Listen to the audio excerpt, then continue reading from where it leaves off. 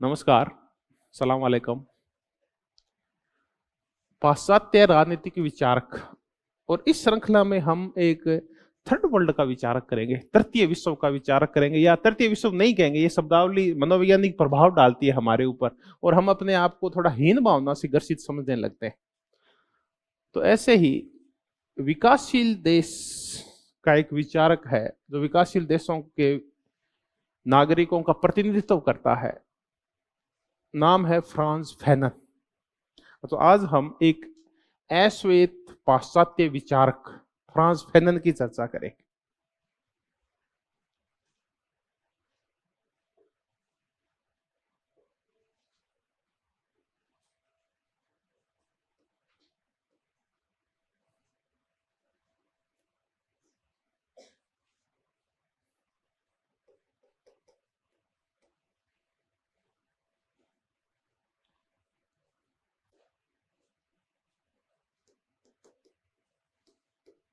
हो सकता है स्पेलिंग में छोटा मोटा दिक्कत हो जाए। फ्रांज फैनन, देखिए फ्रांज फैनन मूलतः तो फ्रांसीसी था, क्योंकि ये फ्रांसीसी उपनिवेश के अंदर पैदा हुआ था। जिस द्वीप में ये पैदा हुआ उस द्वीप के ऊपर उस टाइम फ्रांस का कब्जा था। तो ये एक औपनिवेशिक देश में पैदा हुआ, एक गुलाम देश में पैदा हुआ। फ्रांज फैनन था अश्वेत और इसने अपनी जो शिक्षा प्राप्त की है वो मनोविज्ञान में प्राप्त की है। तो मूलतः जो फ्रांज फैनन था वो साइकेट्रिक था, मनोविज्ञान से संबंधित था, मनोवैज्ञानिक था। और इसकी जो भी रिसर्च है, इसके जो भी विचार है, वो सारे विचार जो औपनिवेशिक देश है, जो कॉलोनियल स्टेट्स हैं, उन कॉलोनियल स्टेट्स के लोगों का मनोविज्ञान कैसा है इसके ऊपर निर्भर करता है, उनकी साइको कैसी है।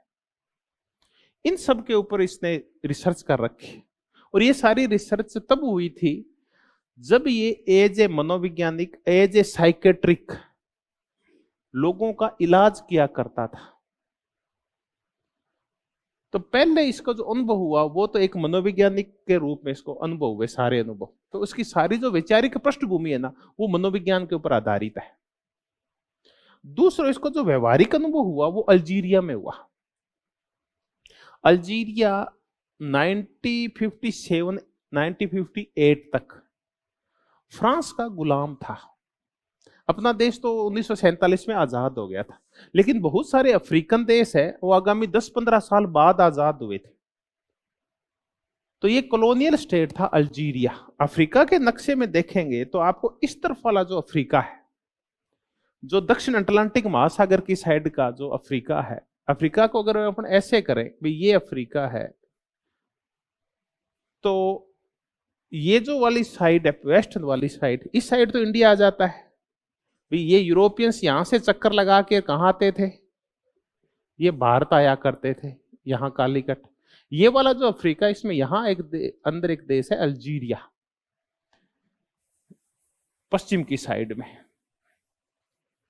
तो इस अल्जीरिया के ऊपर फ्रांस का कब्जा था। इन अल्जीरियाई लोगों ने अपनी औपनिवेशिक गुलामी के विरुद्ध, अपनी स्वतंत्रता के लिए जो स्वतंत्रता संग्राम छेड़ा था, उसको बड़ी नजदीक से देखा था फ्रांज फैनन ने, और उसमें सक्रिय भूमिका भी अदा की थी। और इस क्रांति के बाद फ्रांस में बड़ी उथल पुथल मची थी। फ्रांस का जो चौथा गणतंत्र था वो 10 साल ही चल पाया था कि इतने में वहां अल्जीरिया वाला संघर्ष छिड़ गया। देखिए फ्रांसीसी भले ही ना बातें करने में कितने अच्छे हो, मूलतः कोई भी देश नहीं चाहता कि कोई दूसरा देश उसकी गुलामी से क्या हो पाए, मुक्त हो जाए। तो जब फ्रांस की गुलामी से अल्जीरिया मुक्त हो गया तब फ्रांस में क्रांति हो गई। और चार्ल्स द गोल जो कि वहां का सेनापति था फ्रांस का, उसने फ्रांस के ऊपर कब्जा कर लिया। और तब कौन सा गणतंत्र आया? 5वां गणतंत्र आया। तो फ्रांस में चार्ल्स द गोल के नेतृत्व में जो 5वां गणतंत्र आया, उस गणतंत्र का मूल था वो कौन से देश की आजादी थी? अल्जीरिया। चार्ल्स द गोल का यही कहना था कि एज ए सेनापति अगर मुझे व्यापक शक्तियां दी गई होती तो आज अल्जीरिया गुलाम होता, आजाद नहीं होता।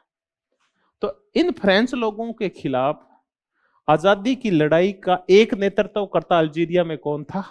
फ्रांस फैनन था। फ्रांस फैनन की अधिकांश जो शिक्षा दीक्षा हुई वो फ्रांस में हुई है, क्योंकि वो उसी की कॉलोनी था। हमारे यहाँ के अधिकांश जो स्वतंत्रता सेनानी है उनकी शिक्षा दीक्षा कहाँ रखी? ब्रिटेन में हो रखी है। चाहे जवाहरलाल नेहरू पढ़ के आए, महात्मा गांधी हैं, ये अधिकांश वहीं से पढ़ के आए, पटेल भी, और पटेल के बड़े भाई वो सब वहीं से पढ़ के आए। तो वैसे ये भी फ्रांसीसी विश्वविद्यालय में पढ़ा हुआ है। फ्रांस फैनन के जो मूल विचार है वो गुलामी के ऊपर है, वो औपनिवेशिक मनोविज्ञान के ऊपर है।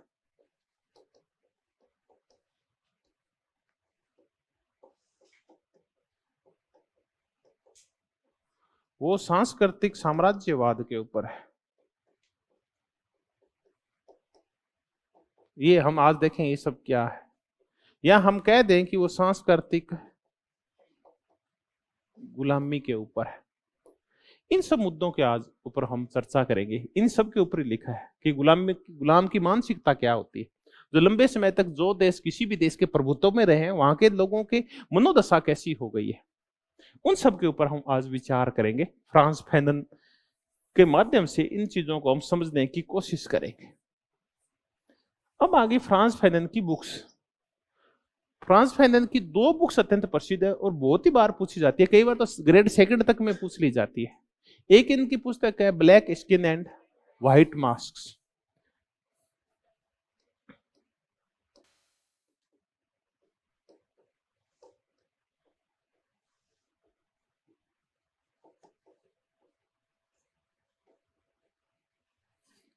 हम इसको ना अलग रूप में कहते हैं। कभी भी जब आप राष्ट्रवादियों के विचार सुनते हैं और जब कांग्रेसियों की चर्चा करते हैं तो वो क्या कहते हैं कि देश में ना गोरे चले गए, रंग बदल गया लेकिन प्रवृत्ति नहीं बदली। आज जो राज कर रहे हैं वो गोरे अंग्रेजों के खिलाफ काले अंग्रेज राज कर रहे हैं, बस इतना, बाकी कोई फर्क नहीं पड़ा है। तो ये वही सी चीज को प्रकट कर रहा है कि स्किन इनकी ब्लैक है लेकिन उन्होंने जो चेहरा लगा रखा है वो कैसा है? वो व्हाइट मास्क लगा रखा है। यानी अंग्रेज चले गए हैं लेकिन अंग्रेजों की मानसिकता नहीं गई। बस अब काले अंग्रेज राज करें, पहले गोरे अंग्रेज राज किया करते थे, इसका यही तात्पर्य है। फिर इनकी पुस्तक है एक डाइंग कोलोनियलिज्म, मरता हुआ उपनिवेशवाद। फिर इनकी एक पुस्तक है एलिनेशन एंड फ्रीडम। एलिनेशन पे अपने खूब चर्चा की थी, आपको याद हो तो। एलिनेशन एंड फ्रीडम, अलगाववाद व स्वतंत्रता। इनकी एक पुस्तक है, ये अत्यंत प्रसिद्ध है, वह है the rest of the earth.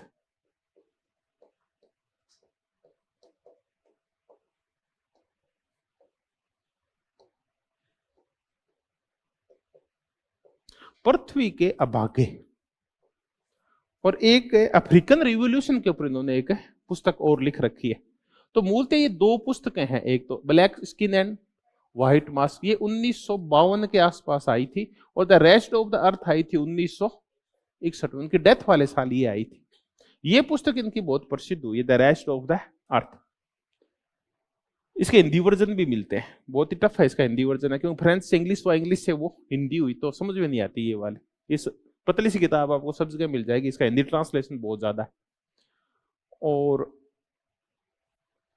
Gene पाल सात्रे, जो कि फ्रांस का बहुत बड़ा विचारक था, उसने इस पुस्तक की प्रस्तावना लिखी है। इसकी पुस्तक की प्रस्तावना ही 10-15 पेज के अंदर है, इसने इसकी प्रस्तावना लिखी और उसे खुद ने फ्रांस फैनन के विचारों का समर्थन किया कि इसके विचार बिल्कुल सही है, हम फ्रांसीसी ऐसे ही है। तो आज हम जो चर्चा करेंगे इन दो पुस्तकों को लेके करेंगे, black skin and white mask और दूसरा द रेस्ट ऑफ द अर्थ। तो पहले यहां से शुरू करते हैं, black skin and white mask क्या है, इससे शुरुआत करते हैं।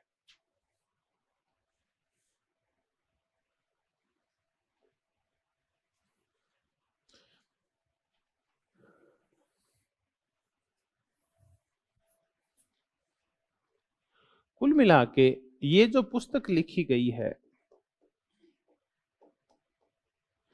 ये जो साम्राज्यवादी सांस्कृतिक है उसके ऊपर है, या हम ये कह दें ये लिखी गई है सांस्कृतिक साम्राज्यवाद के ऊपर। अब है ना इनके, या सांस्कृतिक उपनिवेशवाद कह ले।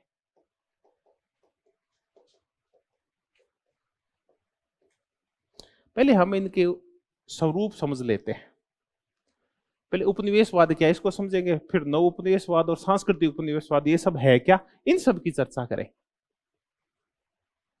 साम्राज्यवाद का एक स्वरूप है उपनिवेशवाद, कोलोनियलिज्म।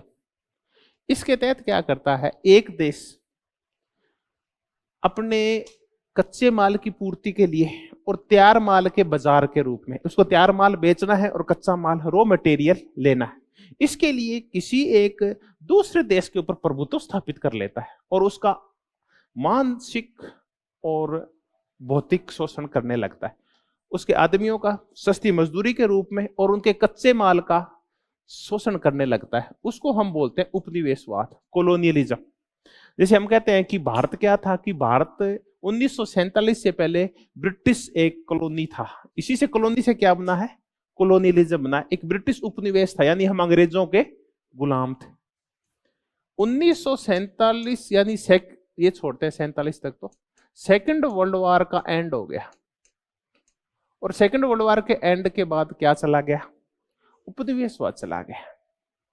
उपनिवेशवाद में मूलतः दो प्रकार के शोषण किए जाते थे। एक तो था ह्यूमन बीइंग का या श्रम का शोषण, और दूसरा था, इसको मानवीय संसाधनों का शोषण बोलते हैं। संसाधन दो प्रकार के होते हैं, एक भौतिक और एक है मानवीय संसाधन। तो एक तो श्रम का शोषण था यानी मानवीय संशोधन शोषण था, और एक भौतिक शोषण था यानी आर्थिक शोषण कह लो आप इसको, आर्थिक शोषण। तो हम ये कहते हैं कि हमारे यहाँ ये जो इसको किसकी नीति बोलते हैं, मैकाले की नीति। मैकाले की नीति ने हमें इस लायक बना दिया कि हम सब क्या बन सकते थे, मजदूर और क्लर्क बन सकते थे। ये तो मानवीय संसाधनों का शोषण था, सस्ता श्रम, मजदूर तैयार कर दो बस इतना, क्लर्क तैयार कर दो। और दूसरा यहाँ के कच्चे माल को ना उस देश के अंदर ले जाओ, सस्ते कच्चे माल को, ये इनका आर्थिक शोषण था। तो उपनिवेशवाद मानवीय और आर्थिक शोषण के ऊपर निर्भर करता था। फिर सेकेंड वर्ल्ड वॉर तक आते आते ये इस प्रकार का उपनिवेशवाद खत्म हो गया। भारत आजाद हो गया, फिर हम कहें कि श्रीलंका आजाद हो गया, इंडोनेशिया आजाद हो गया, ये हिंद चीन के देश आजाद हो गए। धीरे धीरे फिर नाइजीरिया और ये सारे देश आजाद होने लगे। तो अफ्रीका और एशिया के देश आजाद होना शुरू हो गया। तो हमने कहा कि उपनिवेशवाद चला गया। जब उपनिवेशवाद चला गया तो फिर दो नए शब्दों का आगमन हुआ। एक है नव उपनिवेशवाद और दूसरा हम चर्चा कर रहे हैं कौन सा उपनिवेशवाद, सांस्कृतिक उपनिवेशवाद आ गया, कल्चरल कोलोनियलिज्म आ गया। अब ये क्या है, इन दोनों को और समझ लेते हैं। नव उपनिवेशवाद, न्यू कोलोनियलिज्म, इसका तात्पर्य है कि पहले जो आर्थिक शोषण हुआ करता था 1945 से पहले, यानी इन देशों की आजादी से पहले, वो आर्थिक शोषण प्रत्यक्ष हुआ करता था। प्रत्यक्ष का तात्पर्य है कि ये देश ठोक पीट के और हमारे सस्ते माल को ले जाते थे। हम पे ऐसी शर्तें थोप देते थे कि हमें उन्हें ही माल बेचना पड़ता था। जैसे आपके चाय पैदा हो रही है, चाहे अफीम पैदा हो रही है, चाहे नील पैदा हो रही है, चाहे कोई कपास पैदा हो रही है, वो सस्ते रेट पे कौन खरीदेगा, आपके मालिक खरीदेंगे, जिन्होंने आपको गुलाम बना रखा है। भारत में अंग्रेज खरीदेंगे। ये था प्रत्यक्ष शोषण। जब उपनिवेशवाद समाप्त हो गया तो नव उपनिवेशवाद आया, तो आर्थिक शोषण क्या हो गया, अप्रत्यक्ष हो गया। अभी अप्रत्यक्ष शोषण कैसे हुआ कि अब इनके लिए आगे क्या आ गई, अब कोई देश दूसरे देश का डायरेक्ट शोषण नहीं करेगा, बल्कि शोषण कौन करेगी, एमएनसीज करेगी, मल्टीनेशनल कंपनीज करेगी, बहुराष्ट्रीय कंपनियां करेगी, नंबर एक। दूसरा शोषण होगा वो किस रूप में होगा, तकनीक के रूप में, क्योंकि विकासशील देशों के पास पैसा नहीं है, पूंजी नहीं है, तो इनके पास अच्छी तकनीक का ये डेवलप नहीं कर सकते, तो ये घटिया से घटिया तकनीक, क्योंकि भारत के लोग तो जहाज क्या बनाते तो सुई बनाना भी नहीं जानते थे। तो हर एक छोटी से लेके बड़ी चीज का, तो दवाइयां हो, चाहे वस्त्र हो, चाहे हथियार हो, किसी भी रूप में टेक्नोलॉजी के माध्यम से इनका शोषण किया गया। घटिया टेक्नोलॉजी हाई रेट पे बेची जाती थी, थर्ड क्लास टेक्नोलॉजी, और हाई रेट के ऊपर ये देते थे। तीसरा शोषण था वो किस रूप में किया गया? पूंजी के रूप में। क्योंकि जो देश आजाद हुए वो गरीब थे, इनको अपने आर्थिक विकास के लिए क्या चाहिए थी? तकनीक चाहिए और पूंजी चाहिए। अब पूंजी अमीर देशों के पास है, अब वो पूंजी देंगे, चाहे वो वर्ल्ड बैंक देगा, चाहे आईएमएफ देगा, या फिर ये जो अमेरिका और ब्रिटेन ये लोन देंगे, तो ये ना हाई रेट पे दिया करते थे और शोषणकारी शर्तें लगाया करते थे। उन शोषणकारी शर्तों के आगे इन देशों को झुकना होगा। तो ये फिर कौन सा उपनिवेशवाद आया? इसमें कोई भी देश दूसरे देश पे प्रत्यक्ष कब्जा नहीं करता, बल्कि कैसा शोषण करता है? शोषण तो आर्थिक ही करेगा, लेकिन करेगा किस रूप में? अप्रत्यक्ष शोषण करेगा। ये हो सकता है एमएनसी के रूप में, तकनीक के रूप में, पूंजी के रूप में, आयात और निर्यात की शर्तों के रूप में। तो आपने देखा होगा कि 1960 से 70 के मध्य विकासशील देशों ने एक आवाज खड़ी की थी जिसको हम नियो बोलते हैं, न्यू इंटरनेशनल इकोनॉमिक ऑर्डर, नई अंतरराष्ट्रीय आर्थिक व्यवस्था। क्योंकि आर्थिक व्यवस्था पे कब्जा किसका हो गया था? विकासशील देशों का कब्जा था। यही सारी शर्तें डिसाइड किया करते थे। आज भी है डब्ल्यूटीओ, आज तो कमजोर हो गया। जब डब्ल्यूटीओ बना था या डंकल प्रस्ताव जब आए थे, तो कौन से देशों की चला करती थी? विकासशील देश ही आयात के, निर्यात के, प्रतिबंधों के सारे नियम डिसाइड किया करते थे। कौन सा देश वाशिंगटन सहमति को मानेगा, कौन सा देश स्ट्रक्चरल एडजस्टमेंट करेगा, संरचनात्मक समायोजन करेगा। ये सारी बहस जो खड़ी हुई 1990 के बाद, ये भी पश्चिमी देशों ने खड़ी की थी। तो जो नियो की मांग उठी थी वो किसके खिलाफ उठी थी? नव उपनिवेशवाद के खिलाफ। ये भी उपनिवेशवाद प्रत्यक्ष रूप से आर्थिक शोषण करना, किसी भी देश को गुलाम बना के उसका शोषण करना। नव उपनिवेशवाद है अप्रत्यक्ष रूप से, बिना ठोके पीटे, बिना कोई खर्चा किए, बिना सेना के शोषण क्या कहलाता है? नव उपनिवेशवाद। तीसरा एक और खतरनाक उपनिवेश होता है जो मस्तिष्क में बैठा होता है, उसको हम कौन सा बोलते हैं? सांस्कृतिक उपनिवेशवाद। आज भारत जिस उपनिवेशवाद का शिकार है वो कौन सा है?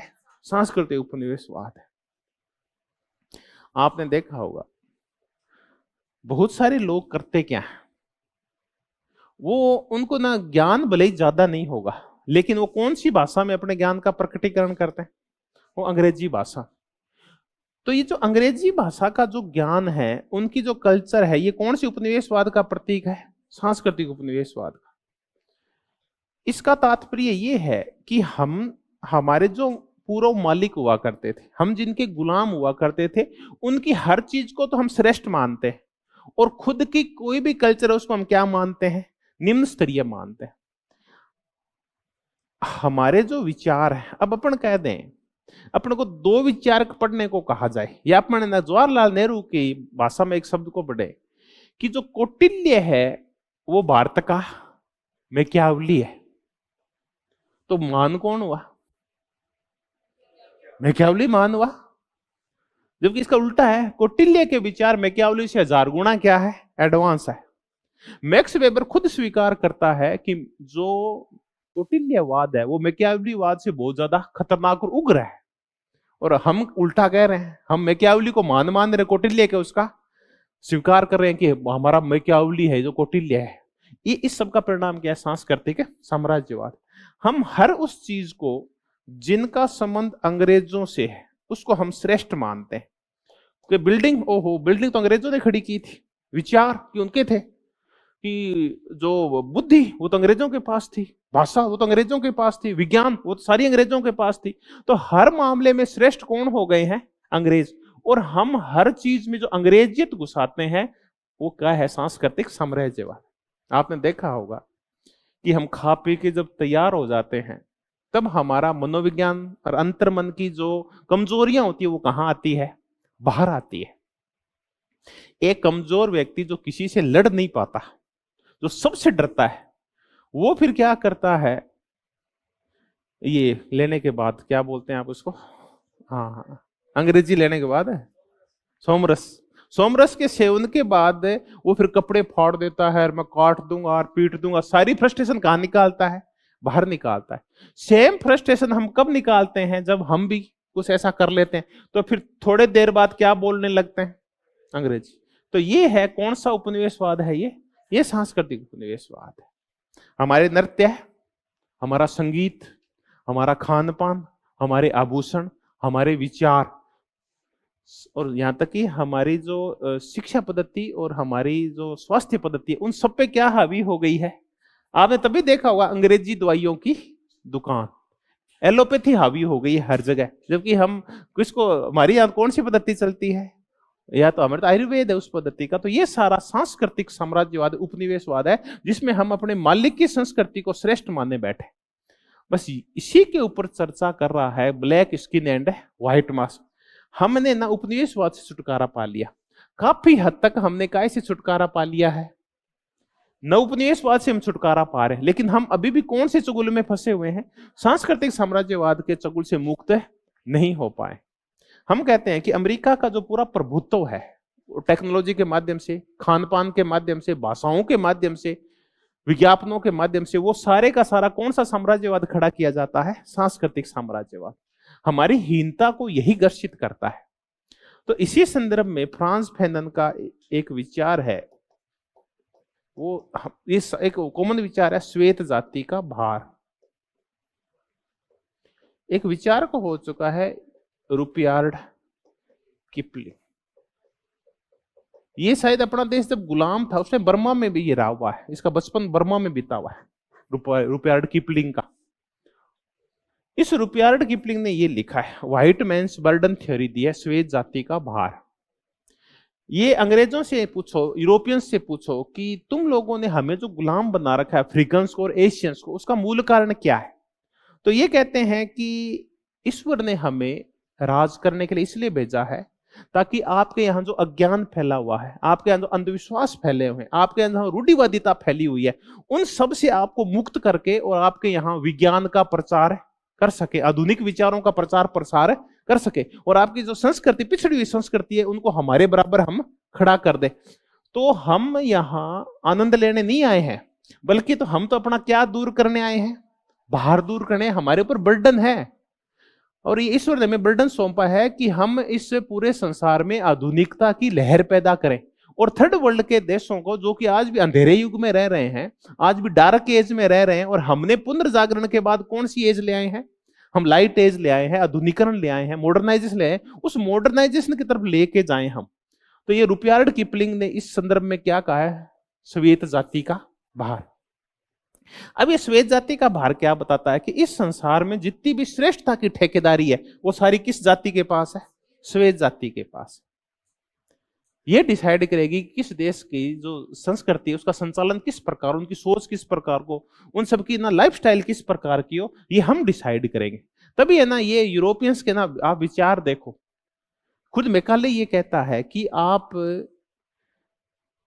पूरी एक लाइब्रेरी खड़ी कर दो वेस्टर्न, इसकी इंडियन भारतीय विचारकों की, और उसके सामने एक किताब भारी पड़ जाएगी किसकी?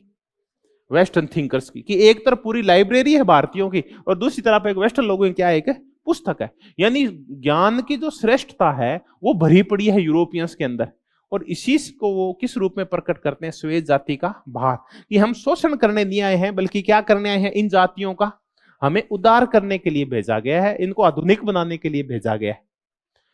तो फ्रांस फैनन कहता है कि ये सारे झूठ बोल रहे हैं। दरअसल ये लोग आए थे हमारे देशों का कौन सा शोषण करने के लिए? आर्थिक शोषण। और इस आर्थिक शोषण को बढ़ावा देने के लिए ये क्या कह रहे हैं? हमें बरगला रहे हैं कि ये श्वेत जाति का भार है। तो फिर क्या है कि फिर हम ना एक गलती कर देते हैं। गलती ये कर देते हैं कि हम इसके खिलाफ कौन सा कंसेप्ट लेके आएंगे? श्वेत जाति का गौरव। ये भी खतरनाक है भाई। हम एक तो दबे हुए हैं पहले किसके? श्वेत जाति के बाहर से। इनको हम श्रेष्ठ मानने बैठे कि हमारा जो कल्याण है वो अंग्रेज ही करेंगे, गोरी जातियां ही करेंगे, या फ्रेंच लोग करेंगे। दूसरा कंसेप्ट आ गया अश्वेत जाति का गौरव।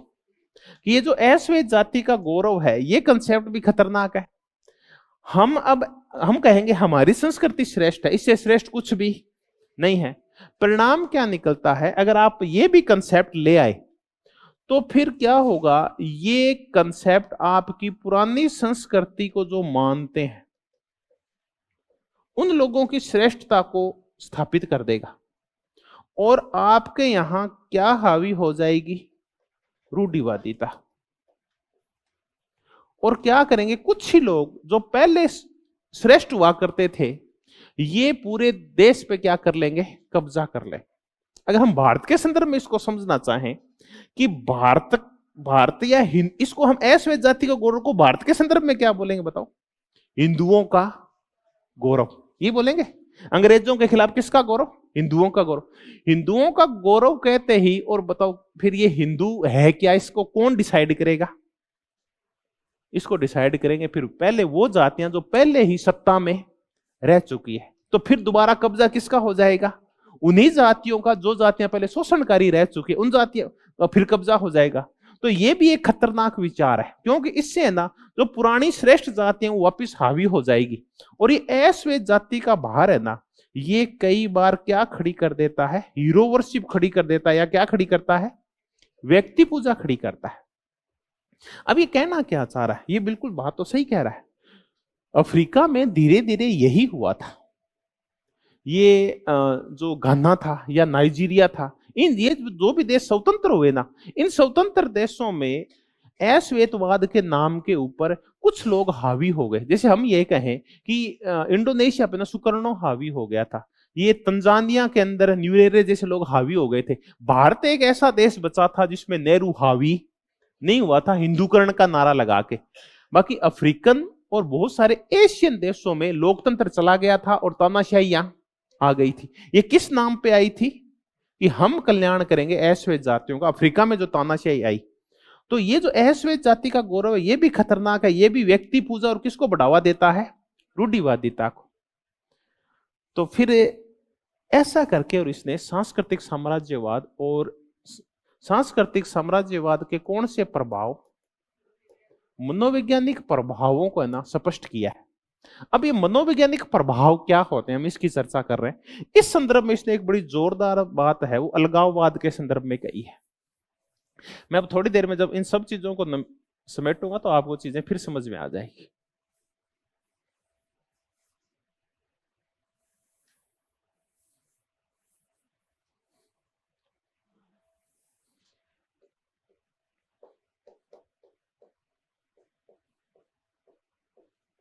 अलगाववाद, इसकी चर्चा,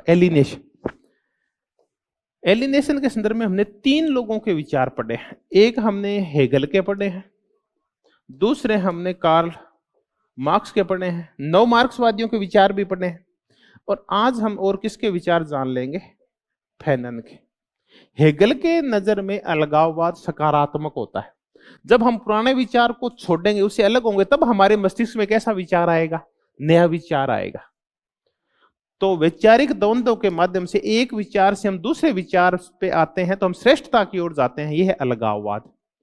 मार्क्स की नजर में अलगाव नकारात्मक होता है, ये उत्पादन से और समाज से मजदूर को अलग कर देता है। फैनन की नजर में अलगाव अलग प्रकार का होता है, ये मनोवैज्ञानिक होता है। क्योंकि अलगाव मनोवैज्ञानिक होता है, तो हम कह सकते हैं कि फैनन के ऊपर जो प्रभाव है ना, वो किसका है, आलोचनात्मक सिद्धांत शास्त्रियों का है।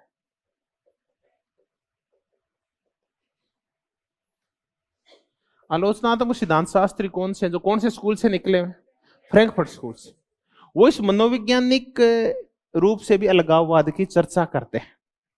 अब ये मनोवैज्ञानिक रूप से पहले अलगाववाद कैसे होते हैं, अगर आप मनोवैज्ञानिक रूप से अलगाववाद को समझना चाहें तो आप है ना एक महानगर में एक मल्टी स्टोरी बिल्डिंग की कल्पना करो और देखो कि वहां एक बूढ़ा आदमी एक बूढ़ी औरत रह रही है, जिनकी बेटे बहू उनको छोड़कर जा चुके हैं। उनके पास पैसे की कोई कमी नहीं है, वो अरबपति होंगे, लेकिन उनके पास अपने बेटे बेटी वाला प्रेम नहीं है।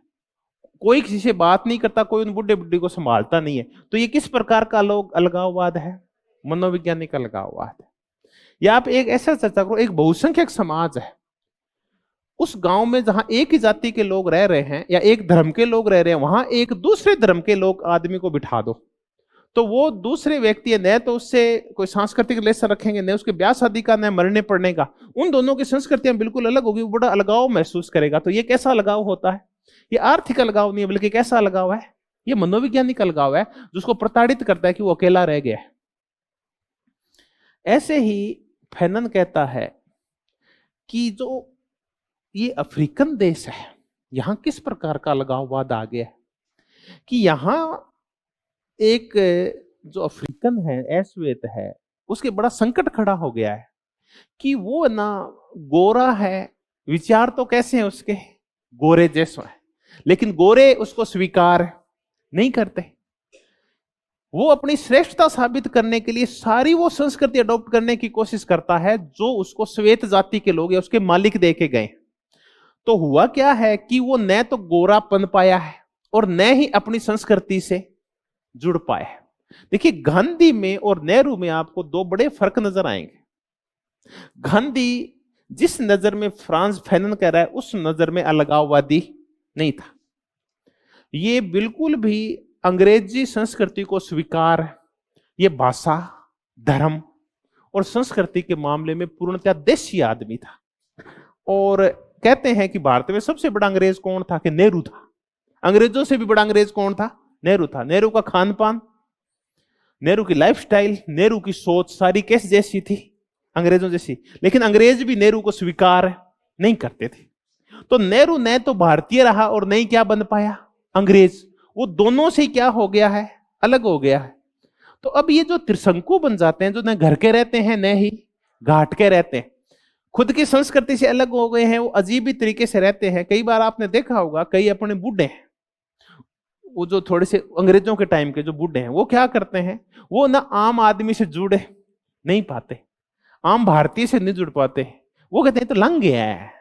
लंघिया जानते हो आप? ये तो लंघिया है, अनकेठा है। मैं अंग्रेजी पढ़ा हूं, मैं ये पढ़ा हूं, मैंने फलाना पढ़ा है, मैंने इस विचारक को पढ़ा है, मैंने इसको कांट को पढ़ा है, मैंने हेगल को पढ़ा है। ये क्या जानते हैं? तो देशी है। तो एक तो वो इस वजह से कि वो दूसरों को, अपने ही लोगों को हीन भावना से देखते हैं और खुद को क्या मानते हैं? श्रेष्ठ मानते हैं। और जब वो अपने श्रेष्ठ की तरफ जाते हैं तो वो उसको स्वीकार है नहीं करते। तो इस वजह से वो क्या करते हैं? ये धोबी के कुत्ते हो गए, न घर के हैं न ही घाट के हैं। तो वो दोनों से ही उनका क्या हो गया है? अलगाव हो गया। अपनी संस्कृति से वो जुड़ नहीं पा रहे हैं और जो मालिक संस्कृति है उसको स्वीकार नहीं कर रही है। तो ये काय का शिकार हो गए हैं? अलगाववाद का। तो ब्लैक स्किन और व्हाइट मास्क में अगर क्वेश्चन पूछा जाए तो कब आई थी? इसमें सांस्कृतिक साम्राज्यवाद वर्णित है। इसमें गुलामी के कौन से प्रभावों का वर्णन किया गया है? मनोवैज्ञानिक प्रभावों की। इसमें मनोवैज्ञानिक अलगाववाद की चर्चा है, जो सांस्कृतिक क्लैश की वजह से आती है व्यक्ति के मन के अंदर, और व्यक्ति ना हीन भावना से ग्रसित रहता है। अगर आप कहते ये कौन सी हीन भावना है, तो आप मेरी सुनो। आप किसी भी एक हाई फाई सोसाइटी में जाके देखो, या आप गांव से आए हो और आपका एक रिश्तेदार है जो शहर में रह रहा है और जो अंग्रेजी पढ़ा लिखा है, थोड़े से बड़े लेवल का व्यापारी है या अफसर है पढ़ा लिखा, बताओ आप उसके घर पे पानी भी पियोगे तो बड़ी नफासत से पीना पड़ेगा, आपके हाथ कांपने लगेंगे। वो व्यवहार भी करेगा तो बड़े अजीब तरीके से। वो आपको भोजन भी कराएगा ना, तो उससे पहले कांटे कुंटे बहुत सारी चीजें रख देगा खाने से पहले। अब आपको समझ नहीं आएगा कि किस हथियार का उपयोग है, क्या करना है। वो एक स्टील का चाकू रख देगा। आज तक मेरे समझ नहीं आया, चाकू काटता नहीं है, पर पता नहीं उसको कैसे काट लेते हैं। आप ना अंडर प्रेशर आ जाते हो। यहां तक कि मैं खुद के मेरे बारे में बताऊं कि मैं एक ऐसे ही मेरे रिश्तेदार के घर चला गया जो बहुत भारी पैसे वाला व्यक्ति था। तो मैं वहां फ्रेश होने चला गया, मुझे ये नहीं पता चला कि पानी कहां से आएगा। अब बताओ मेरे साथ होगा क्या? ठीक है, जैसे भी था जुगाड़ किया, क्यों वहां क्या लगे हुए थे? नल भी तो लगे होते नहाने के लिए। मुद्दा ये नहीं है, हाँ, मुद्दा ये है कि अब आप बाहर आओ और आप उनसे पूछोगे क्या कि ये नल है कैसे चलता है, वो आप पे क्या करेंगे? हंसेंगे आपके ऊपर, आप पे हंसेंगे। उस टाइम आप कितने भारी मनोवैज्ञानिक प्रभाव में हो। तो आप देखो कि आपको क्या नहीं आता? नल चलाना नहीं आता। और मैं गारंटी लेता हूं, आप बड़े घरों में चले जाओ, आपको समझ नहीं आता कौन से बटन दबाने से पानी चलता है। कम से कम फुहारा तो समझ भी नहीं आता कि कौन से गर्म आता है और कौन से ठंडा आता है। कई बार समझ नहीं आता, पूछ भी नहीं सकते। ये कैसा प्रभाव है। उनके घर जाते अपन क्या हो जाते हैं ऐसे चुप। एक गांव के आदमी कल्पना करो जो धोती पहन के आया है, और वो एक अपने ही रिश्तेदार आईएएस के घर में चला गया, जिसने खुद का घर बना रखा है, सरकारी घर नहीं, कौन सा घर बना रखा है, अपना घर बनाएगा तो उसको पता है उसको कितनी सुविधाएं होगी। अब वो वहां क्या करेगा, वो वैसा ही होगा कि जैसा द्रौपदी ने किसके लिए कहा था, दुर्योधन के लिए कहा था। उसका मनोविज्ञान कैसा था उस टाइम, जिसने युद्ध को जन्म दिया था। सेम इसी मनोविज्ञान से अपन भी गुजरते हैं। तो कुल मिला के इसका प्रभाव क्या पड़ता है, हम इसकी चर्चा करें। उनके बच्चे ना फिर वो अंग्रेजी बोलते हैं, हमें समझ में ही। उनकी मैडम वो किट पिट करती हुई आती है, ठीक है, वो अजीब सा ही प्रभाव रहता है उनका। तो कुल मिला के ये हम इसको कौन सा साम्राज्यवाद बोलते हैं, सांस्कृतिक साम्राज्य, उपनिवेशवाद। वो तो चले गए हैं, ठीक है, लेकिन वो अपना प्रभाव, अपनी सांस्कृतिक श्रेष्ठता का भाव छोड़ गए और हम उस सांस्कृतिक श्रेष्ठता से दबे पड़े। आज भी हम मनोवैज्ञानिक रूप से क्या है, गुलाम है। आप ही ना, मैं बड़े कई बार मैं भी यही कहता हूं कि कई बार आ जाते हैं, आप मुझे इंग्लिश मीडियम से पढ़ा दोगे, वो इंग्लिश मीडियम से तो मैं नहीं पढ़ा सकता। तो मेरे खुद को लगता है कि मैं क्या आ गया हूं, इन्फीरियरिटी कॉम्प्लेक्स में आ गया हूं। कई बार हम जब शिक्षक बैठते हैं तो हम ये भी चर्चा करते हैं कि अपना जीवन कितने साल का हो रहा है, 4 या 5 साल का जो शैक्षणिक जीवन है, क्योंकि इसके बाद वो पीढ़ी आ जाएगी जो क्या पढ़ के आई है, अंग्रेजी पढ़ के आई है। और आप विश्वास नहीं करोगे, इस अंग्रेजी पढ़े लिखी वर्ग को आप देख लो, कोई मौलिकता नहीं। देखिए मौलिकता कभी भी देख लो, विदेशी भाषा में मौलिकता होती नहीं है, क्योंकि हम सोचते कि इस भाषा में, खुद की भाषा में सोचते हैं, और लिखते कौन सी भाषा में, अंग्रेजी में लिखते हैं, तो मौलिकता ही नहीं आ पाती। तो यही हमारे साथ हो रहा है। नई पीढ़ी है ना, वो अजीब सी क्यों है, क्योंकि उसके पास मौलिक विचार है नहीं है। गरीबी क्या होती है, गरीबी के दुष्प्रभाव क्या होते हैं, देश किस साइड जा रहा है, हमारा समाज किस दिशा, उनसे पूछो, उनके पास कोई विचार नहीं है कि देश ना पिज्जा की साइड जा रहा है। पूरा ही देश ये आपके सिनेमा हॉल से ओटीटी की तरफ जा रहा है ना, ये जो ऑनलाइन फिल्में आती है इसकी तरफ जा रहा है, ठीक है। सारा ही समाज है वो ना घोड़ा गाड़ी से किस ओर जा रहा है, कार की ओर जा रहा है। तो इनके लिए ये है, समाज वहां जा रहा है। अब और कहाँ है, सांस्कृतिक साम्राज्यवाद की तरफ जा रहा है या वैश्वीकरण की तरफ जा रहा है, इसके दुष्प्रभाव क्या, उसकी तरफ जा रहा है, उनका कोई विचार नहीं है। तो खैर हम चर्चा कर रहे हैं कि हमारी स्किन तो ब्लैक है, लेकिन वो मास्क कैसे हैं हमारे, व्हाइट मास्क। इसमें सांस्कृतिक साम्राज्यवाद है, सांस्कृतिक साम्राज्यवाद के मनोवैज्ञानिक प्रभाव है, व्हाइट मैन बर्डन की आलोचना की गई है, श्वेत जाति के गौरव को भी खतरनाक है बताया गया है, या रिटर्न टू कल्चर, ये कैसा विचार है कि हमें हमारी सांस्कृतिक जड़ों की ओर लौटना होगा, ये कैसा विचार है, ये भी खतरनाक विचार है। अगर भारत अपनी सांस्कृतिक जड़ों की ओर लौटेगा तो सांस्कृतिक जड़ों के कैसे निहितार्थ लगाए जाएंगे, वो निहितार्थ नहीं लगाए जाएंगे जो उपयोगी होते हैं। आयुर्वेद का प्रचार करना, योग का प्रचार करना, इसकी बजाय मंदिर का प्रचार करो, रूढ़िवादिता का प्रचार करो। जब इस दिशा में जब संस्कृति लौट जाती है तब ज्यादा खतरनाक हो जाती है। तो ये रिटर्न टू कल्चर है ना, ये भी एक खतरनाक कंसेप्ट है, क्योंकि इसके माध्यम से भी कौन सी जातियां वापस हावी हो जाती है, जो उच्च जातियां वापस हावी हो जाती है, जो पहले के कभी के सामंत वर्ग रहा थे या उच्च वर्ग या जो ज्ञानवान वर्ग रहा था वापस काबिज हो जाता है, और आम आदमी फिर पीछे चला जाता है। तो ये भी खतरनाक है। और इसी में कौन सा लगाव है, हाँ, ये जो नरजातीय लगाव है उसकी चर्चा की गई है। कुल मिला के black skin and white mask में 2 चीजों को मिलाया गया है, एक मार्क्सवाद को और उसके साथ किसको मिलाया गया है, नरजातिवाद को। रंग और मार्क्स, इन दोनों को मिलाया गया है। मार्क्सवाद मूलतः किससे संबंधित है, अर्थ से संबंधित है, और नरजातिवाद है नरजाति से या मूलतः किससे संबंधित है, रंग से कह लो। नरजाति हालांकि अलग मुद्दा होता है, रंग मुद्दा नहीं होता, नरजाति का एक आधार रंग होता है नरजातिवाद। तो इन दोनों को मिला दिया गया है। ये शोषण है ना दोहरे प्रकार के। मार्क्स कह रहा है शोषण किस प्रकार का होता है, आर्थिक होता है। ये बोलते हैं शोषण आर्थिक नहीं होता, शोषण कैसा होता है, नरजातीय शोषण भी होता है। अब ये जब टाटा और बिड़ला और ये बजाज, ये जब अंग्रेजों की सभा में जाया करते थे, जब अंग्रेज व्यापारियों की, अंग्रेज पूंजीपतियों की सभा या पूंजीपतियों की सभा हुआ करती, तो वहां पूंजीपति कितने प्रकार के हो जाते थे, 2। एक थे पाश्चात्य पूंजीपति और दूसरे थे देशी पूंजीपति। तो देशी पूंजीपतियों के जो हालात थे उस पर 2 चीजों का प्रभाव पड़ा। वो गरीब नहीं है, वो आर्थिक प्रभाव नहीं है, बल्कि वो कैसा प्रभाव है, अंग्रेज पूंजीपति उनको कौन सी दृष्टि से देखते थे? हे दृष्टि से देखते थे, हीन भावना से देखते थे उनको। तो ये नरजातिवाद है। तो नरजाति शोषण दो वर्ष आर्थिक भी हो सकता है और साथ में कैसा हो सकता है? नरजातीय शोषण। अब एक अंग्रेज क्या कर रहा है? जबरदस्ती हमसे खेती करवा रहे हैं, हमारे महंगे माल को सस्ता खरीद रहे हैं। दूसरा वो क्या कर रहे हैं? ये लिख रहे हैं कि फलानी जगह के ऊपर, फलाने स्कूल्स में, फलानी यूनिवर्सिटीज में, फलाने समुद्र तट के ऊपर कुत्तों का और भारतीयों का प्रवेश वर्जित है। तो वो कौन सा शोषण हो गया हमारा? वो कौन शोषण है? नरजातीय शोषण है। तो इन्होंने मार्क्सवाद के साथ साथ और कौन से शोषण की चर्चा की है? नरजातीय शोषण की चर्चा की। तो ये हमने एक पुस्तक की, black skin and white mask की चर्चा की। अलगाववाद, नरजातिवाद और मार्क्सवाद को मिला दिया, सांस्कृतिक साम्राज्यवाद की चर्चा की है, ये सारी चर्चाएं की। अब हम इनकी एक पुस्तक और है, लेकिन मूल विचार तो यही है। दूसरी पुस्तक कहता है रेस्ट ऑफ द अर्थ, इसकी हम चर्चा करें।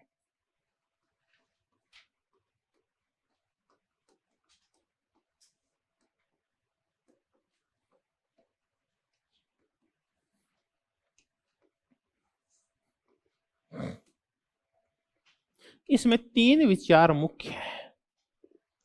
नंबर 1, क्रांति। और क्रांति में क्या होगी? हिंसा, हिंसक क्रांति। दूसरा है इसमें किसान होंगे, वो हरावल दस्ते का नेतृत्व करेंगे। तो किसान होंगे हरावल दस्ते में, वैनगार्ड होंगे, हरावल दस्ता। और तीसरा इनका विचार है वो है नव मानव या न्यू मैन। पहले हम ये देखते हैं हिंसा। देखिए ये इस मामले में मूल क्रांतिकारी है कि जहां नव मार्क्सवादी है ना, वो ये कहते हैं कि परिवर्तन है ना वो लोकतांत्रिक तरीके से भी हो सकते हैं, हर जगह हिंसा की अनिवार्यता नहीं होती। फ्रांस फैनन कहता है कि हिंसा अत्यंत आवश्यक है। जब तक हिंसक क्रांति नहीं होगी तब तक हमारे अंदर गौरव का भाव लौटेगा भी नहीं, क्योंकि हमारे अंदर जो पहला भाव बिठाया गया था वो पीट के बिठाया गया था। सबसे पहले क्या किया था? अंग्रेजों ने हमारे ऊपर सांस्कृतिक श्रेष्ठता की बजाय शारीरिक श्रेष्ठता स्थापित की थी। इसका तात्पर्य यह है कि पहले युद्ध हुए थे और उन युद्धों में हमें बुरी तरह से मारा गया था। पहले हमारे मस्तिष्क में उन्होंने हिंसा का भय पैदा किया था।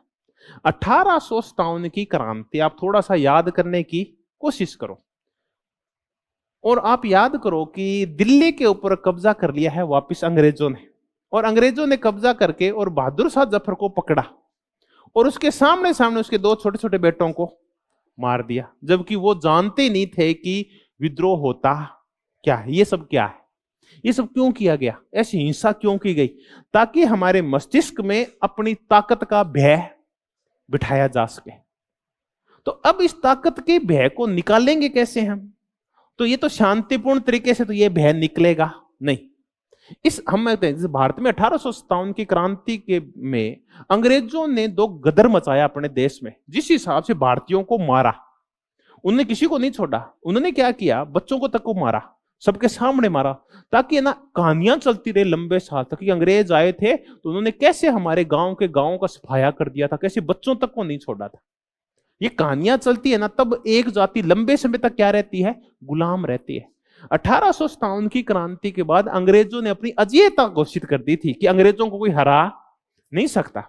ऐसी ऐसी कहानियां और मिथक प्रचलित हो गए थे जिनके पूछिए मत आप।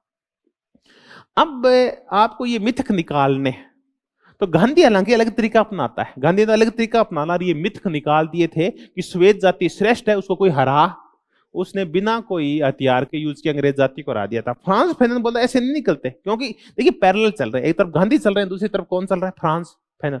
वो कहता है हिंसा का इलाज हिंसा, ये कांटे से कांटा निकाला जाएगा कि अगर आपको ना इन फ्रांसीसियों, अंग्रेजों के या स्पेनिश पुर्तगीज के से छुटकारा पाना है तो इन्होंने जो हमें जकड़ रखा है, इनके हाथ काटने पड़ेंगे। जब तक हम अंगुलियां हाथ नहीं काटेंगे इनकी जकड़न से हम मुक्त नहीं होंगे। इसका तात्पर्य है कि हमें इनको हिंसा करनी पड़ेगी, इनको मारना पड़ेगा। ये जरूर कहेंगे कि ये जो ना ऐश्वेत होते हैं, बर्बर होते हैं, इनमें मानवता नहीं। देखो कितने गंदे हैं ये अंग्रेज, आप इनके पढ़ो, इन यही कहेंगे ऐश्वेत बर्बर होते हैं, इनमें मानवता बिल्कुल भी नहीं होती। ये नहीं देखते सामने कौन खड़ा है।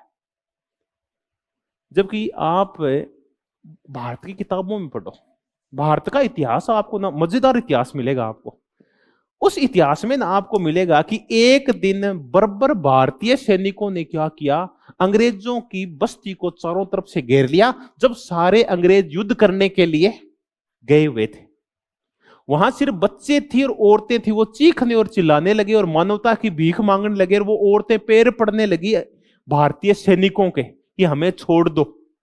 फिर एक सामंत आगे आया और उसने उनको बचाया, और फिर उस सामंत को अंग्रेजों ने क्या किया, पुरस्कृत किया। ठीक है, अब जब हमारे बेटे बेटियों को मार रहे थे, जब ये बहादुर शाह जफर के बेटों को मार रहे थे, जब लक्ष्मीबाई के छोटे से बेटे को मार रहे थे, उस टाइम मानवता नहीं थी। उस टाइम तो ये क्या कर रहे थे, धर्मयुद्ध कर रहे थे। और जब हम इनको मार रहे थे तो हम क्या थे, बर्बर थे, हम काले बर्बर थे, हम हिंसक थे, हम क्रूर थे, हमारे अंदर मानवता। तो ये खुद मारे तो मानवीयता, और हम मारे तो बर्बरता। तो ये कहते हैं कि ये कुछ भी कहें, आपको इनके हाथ काटने ही पड़ेंगे, तभी आपके मन में जो हिंसक के प्रति जो भय बैठा हुआ है वो प्रति हिंसा से जाएगा। इन्होंने आपको मारा है तो आप में गर्व तभी पैदा होगा जब आप इनको मारेंगे। तो ये है हिंसा की अनिवार्यता, तभी हमारे मस्तिष्क है वो गुलामी से मुक्त होंगे, वरना हम इनसे डरते ही रहेंगे, हमेशा इनकी श्रेष्ठता को स्वीकार ही करते रहेंगे। दूसरा बड़ी मजेदार बात है, आपको किसी भी वेस्टर्न जो मार्क्सवादी उसमें ये विचार नहीं मिलेगा। हम 4 अलग अलग लोगों की चर्चा कर लेते हैं। एक है कार्ल मार्क्स, दूसरा है लेनिन, तीसरा है माओ, और चौथा है फ्रांज। हमारे पास 2 वर्ग है, एक वर्ग है किसान और एक है सर्वहारा। 2 शोषित वर्गों की चर्चा करते हैं, मजदूर और किसान। कार्ल मार्क्स कहता है जो क्रांति करेंगे वो कौन करेंगे, मजदूर करेंगे, यानी सर्वहारा करेंगे। किसान क्रांति में कोई सहायता नहीं करते, ये तो शोषक वर्ग होते हैं जो युद्ध के समय, क्रांतियों के समय माल रोक के बाद में तेज रेट के ऊपर बेचते हैं। तो ये मजदूरों को ही हरावलदस मानता है, यही क्रांति करेंगे। अब आ गया लेनिन। लेनिन कहता है कि मजदूर होंगे ना वो होंगे बड़े भाई, और किसान कौन से भाई होंगे, छोटे भाई होंगे। किसान छोटे भाई होंगे, क्रांति में दोनों सहायक होंगे, मजदूर और किसान मिलकर क्रांति करेंगे। मजदूर नेतृत्व करेंगे, किसान उनका साथ देंगे। मार्क्स कहता है अकेले मजदूर। अब आ गया कौन, माओ। माओ बोला ऐसा नहीं होगा, लेनिन वाली बात उल्ट दो, किसान होंगे बड़े भाई और मजदूर होंगे ये छोटे भाई होंगे, और ये मिलके क्रांति करेंगे, किसान और मजदूर। अब फ्रांस फैनन के विचार इन तीनों से अलग है। ये कहता है 2 वर्ग हैं, एक है किसान और दूसरा है सर्वहारा, या जिसको आप सर्वहारा को क्या कह रहे हैं, मजदूर कह रहे हैं। ये कहते हैं कि अफ्रीका में जो सर्वहारा है वो पतित हो चुका है, या पतित को नहीं बोलेंगे अपन, ये मतलब अपनी ना वो बदल चुका है, अपनी विश्वास को बदल चुका है। हुआ क्या है कि इस सर्वहारा को संतुष्ट कर दिया गया है विदेशी मालिकों के द्वारा। विदेश के जो भी पूंजीपति है वो जितनी भी लूट मचाते हैं, चाहे वो खनन में, चाहे फैक्ट्रियों के अंदर, उस लूट का एक हिस्सा किसको दे देते हैं, वो सर्वहारा को। मजदूरों को अच्छी मजदूरी दे देते हैं, तो मजदूर यहां कभी भी क्रांति नहीं करेंगे। तो ये कहता है कि सर्वहारा अफ्रीकन देशों की क्रांति में कतई सहायक नहीं है। सहायक क्यों नहीं है, अगर क्रांति हुई तो सर्वहारा का भी बहुत कुछ चला जाएगा, नंबर 1। दूसरा है जो बुद्धिजीवी है वो क्या करेंगे कि बुद्धिजीवियों का झुकाव भी किसकी ओर है, अफ्रीकन बुद्धिजीवियों का झुकाव श्वेत पूंजीपतियों की ओर है, क्योंकि इनको भी या तो नौकरी देके या कहीं ना कहीं क्या कर दिया गया है, संतुष्ट कर दिया गया। इनको भी उनका उपयुक्त हिस्सा मिल चुका है, सर्वहारा को मिल चुका है। तो एक सबसे बड़ा वंचित वर्ग कौन बच गया है, किसान। कि एक ही वर्ग है जिसके पास खोने के लिए कुछ नहीं है। बुद्धिजीवियों के पास नौकरियां हैं, खोने के लिए इनाम है, अवार्ड्स हैं, सर की उपाधियां हैं, फलानी उपाधियां बुद्धिजीवियों के पास। सर्वहारा के पास अच्छी भली दिहाड़ी है, चलता हुआ जीवन है, अच्छे बने हुए ठीक ठाक से घर है। किसानों के पास खोने के लिए कुछ भी नहीं। अगर हिंसा हुई और क्रांति हुई तो पाने का चांस सबसे ज्यादा किसके पास है? किसानों के पास। तो ये एक वर्ग है जो क्या करेगा? क्रांति करेगा। तो सर्वहारा वर्ग तो प्रतिक्रांतिकारी है। क्रांति सिर्फ कौन सा करेगा? किसान। और किसान का जो साथ देंगे वो लुम्पेन सर्वहारा देंगे। अब मार्क्स ने ना सर्वहारा को दो भागों में बांटा है, बड़ा बड़ा। एक वो सर्वहारा होते हैं जो मजदूरी का काम करते हैं फैक्ट्रियों में। एक प्रकार के और सर्वहारा होते हैं जो घरों में काम करते हैं, जो सफाई का काम करते हैं गलियों के अंदर, जो छोटे जेब कतरे होते हैं, जो छोटे चोर होते हैं, जो भिखारी होते हैं। तो ये घरों में काम करने वाले, गलियां साफ करने वाले चोर, जेब कतरे, इनको वो कौन सा सर्वहारा बोलता है? लुम्पेन सर्वहारा। मार्क्स बोलता है कि आप इन पे विश्वास नहीं कर सकते क्योंकि इनमें बौद्धिकता का आगाज नहीं होता, ये थोड़ा सा सामान देखते ही पलटी मार जाते हैं। अब फैनन बोला कि ये बड़े काम का वर्ग होता है लुम्पेन सर्वहारा। ये लुम्पेन सर्वहारा गांव से उठा हुआ होता है। ये जो भिखारी आते हैं, ये छोटे छोटे जेब कतरे आते हैं, ये झगड़ालू प्रवृत्ति के छोटे छोटे लोग आते हैं जो घरों की सफाइयां करते हैं, गलियां साफ करते हैं, ये गांव से उठ के आते हैं। इनके मस्तिष्क में गांव क्या रहता है? जिंदा रहता है। ये मूलतः क्या थे? पहले किसान और किसानों से संबंधित लोग थे जो वहां से छोड़ के शहरों में आ गए, लेकिन शहरों में एडजस्ट नहीं हो पाए। ये फैक्ट्रियों में मजदूर नहीं है, बल्कि घरों में काम करने वाली ये बाइयां और ये है। ये लोग किसका साथ देंगे? अपने गांव वाले किसका साथ देंगे? किसानों का साथ देंगे। तो क्रांति में दो वर्ग सहायक होंगे, ये एक किसान और दूसरा लुम्पेन सर्वहारा। तो फैनन कहता है, पहली बार फैनन ने यह कहा कि सर्वहारा अफ्रीका में क्रांति में सहायक वर्ग है। यह बहुत ही बड़ी बात थी, जबकि मार्क्स तो मानता ही किसको है? सर्वहारा, क्योंकि वही क्रांति करेंगे। ये बोले ये कोई क्रांति नहीं कराएंगे, उल्टा जब किसान क्रांति करेंगे तो सर्वहारा किसका साथ देगा? पूंजीपतियों का साथ देगा, न कि किसानों का साथ नहीं देगा सर्वहारा। अब ये आ गया, तो किसान कौन से दस्ते का काम करेंगे? हरावल दस्ते का। अब आ गया नव मानव। ये नव मानव कौन होगा? न्यू मैन कौन होगा? तो फ्रांस फैनन ये कहता है कि नव मानव वो होगा जो अलगाव का शिकार नहीं होगा। कौन से अलगाव का शिकार? सांस्कृतिक अलगाव का शिकार नहीं होगा, जिसमें खुद में क्या होगी? सृजनात्मकता होगी, जिसमें खुद की संस्कृति के प्रति क्या होगा? प्रेम होगा। और जो समस्याओं का समाधान, अपने देश की समस्याओं का समाधान वेस्टर्न तरीके से नहीं करेगा, बल्कि वो किस तरीके से करेगा? वो अपने देश के खुद के कौन से तरीके खोजेगा? मौलिक तरीके खोजेगा। वो होगा न्यू मैन, जिस पे सांस्कृतिक साम्राज्यवाद का प्रभाव नहीं होगा। वो टाई लगाने वाला नहीं होगा, वो अंग्रेजों की तरह सोचने वाला नहीं होगा, और वो आम आदमी से जुड़ा हुआ व्यक्ति होगा जो वहां की संस्कृति के अकॉर्डिंग सारे काम करेगा। तो आप बताओ, भारत में कोई ऐसा नवमानव आपको दिखाई देता है क्या, जिसको अपनी संस्कृति के ऊपर बड़ा भारी गर्व था और वो पुरातनपंथी भी नहीं था? गांधी। आपको भारतीय संस्कृति से जुड़े हुए दो व्यक्ति मिल जाएंगे। एक व्यक्ति मिल जाएगा वीर सावरकर और दूसरा व्यक्ति मिल जाएगा गांधी।